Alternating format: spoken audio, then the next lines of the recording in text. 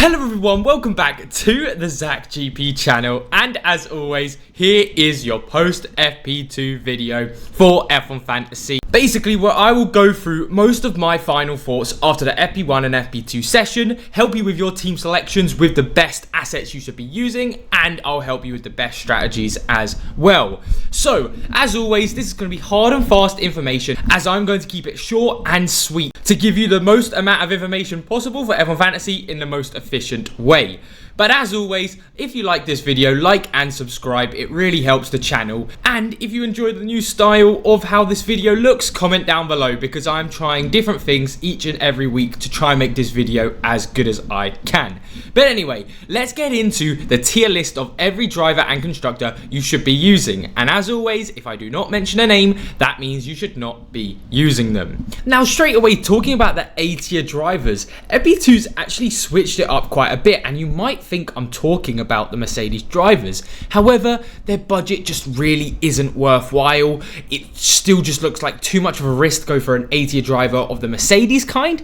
I'll get onto a little bit of Mercedes asset later on. However, it still looks like McLaren is the way to go, and the best McLaren asset after FP2 looked like it was Lando Norris. So for me, it looks like we should be transferring in Lando Norris after seeing he was the best McLaren asset, because at the end of the day, we know the McLaren race pace looks good. So if he qualifies second or third and Piastri's fourth or fifth, then it looks like he'll be able to still get that race win. So Lando Norris definitely looks like the one to keep an eye on this weekend. However, if you want to play it safe and just go for a good budget and you know he's going to get good points, it still would be Oscar Piastri, because he only needs around 20 odd points to go up that 0.3 million budget. So if you want to play it safe, maybe you don't have many transfers or you don't have the budget to go from Piastri to Norris, then Piastri is still a very much fine asset to use.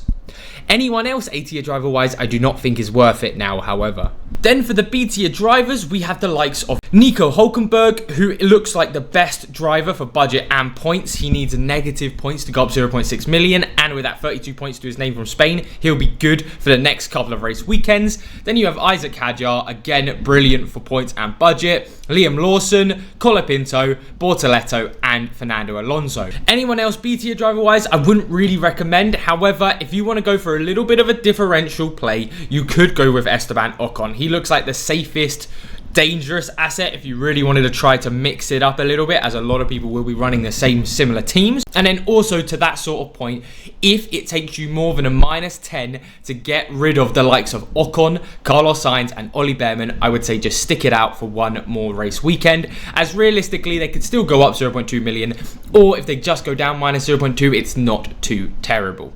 Then moving on to the constructors, and we'll start with the A tier ones, and bar McLaren, it looks like the Mercedes is the one to go for. Now again, it's still a little bit risky for that 0.3 million, and if you want to go for the safe budget gainer, it would be Ferrari. However, from just how good Mercedes have looked, and I can give you this, I didn't look at Mercedes pace in 2024 and it bit me in the arse, and I'm not going to do it again. So if you want to still go for Mercedes, they only need 55 to go up 0.3 million, and with what they've shown, they'll definitely get that. So we'll see exactly what their race pace is like, but for now, it looks like McLaren and Mercedes are the best two A tier assets to go for. Then for the B tier constructors, and this is realistically for anyone who is budget building or going for the differential teams, you have the likes of Racing Bulls, which is my favourite for this weekend. Then you have Sauber. Then you have Haas and Alpine. Realistically, Haas and Alpine only if you want to go really differential, as VCarb and Sauber, very safe for budget, 0.6 million increases. And so far, if Sauber can carry on with the way they've been going, they've been looking good, and VCarb have been very consistently getting around 30 points.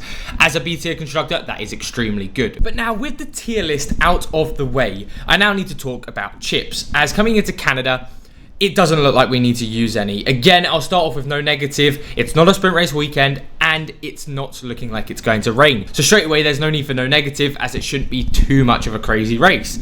Then you have the likes of Limitless. Again, Canada you can overtake on, so there's going to be quite a few.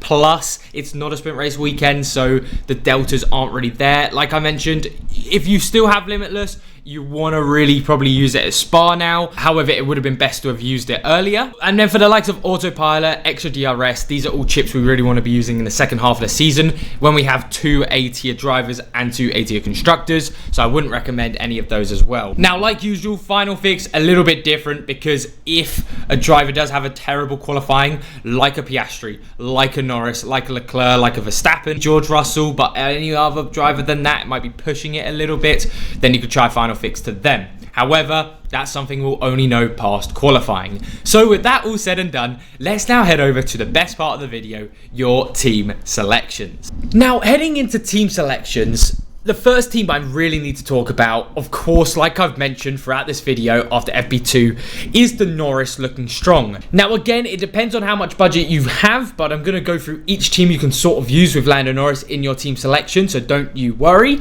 But it very much looks like the Piastri teams we were looking at earlier in the week. You just have Lando Norris now instead. So this team would set you back 110.8 million, and it has Lando Norris, Nico Hülkenberg, Isaac Hadjar, Liam Lawson, Colapinto, McLaren and Mercedes. Now, if you don't have this 110.8 million for the first team I showed, the next team down would be Lawson to Alonso, which would cost you 109.9 million. Then you could do Hadjar to Bortoleto, which would cost you 100.83 million. Then Hülkenberg to Hadjar, which would cost 107.8, and then Hadjar to Lawson for 107.1. If you have anything less than that, I would recommend using the Piastri teams, which I will show just now are the exact same thing I was talking about with Lando Norris, just with Oscar Piastri instead. So these teams would be for anyone who wants to play it safe and hold for budget for Piastri and the points, and if you just don't have that 107.1 or more for the Norris builds, because you can get these Piastri teams for a lot cheaper. It is basically all of these teams I just mentioned, but 6.2 million less than I just showed, meaning some of these teams actually cost less than 100 million. So it actually works as a budget team for Canada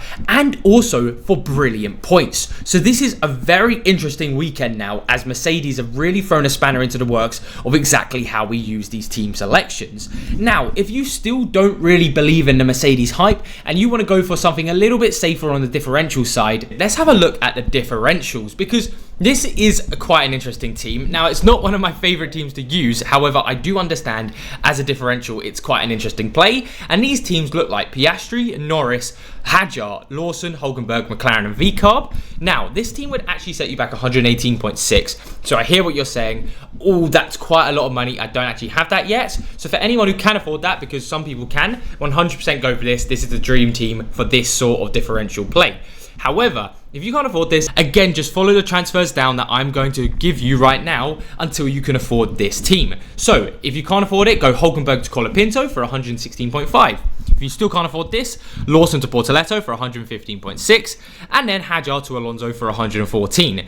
Alternatively, if you don't want to have Racing Bulls and you still want to have some better B-tier drivers for some budget gains, then you could go Racing Bulls to Sauber for 113.1, and that means you get to keep the likes of Hadjar, Lawson and Hülkenberg. However, if you have any less than this, I wouldn't really try to go around this team, because it's a little bit worrying on points wise anyway, and if you're not even making any extra budget from it, then it starts being a little bit, well, why are you trying to go for this team? So if you have over 113 million, 100% go for it.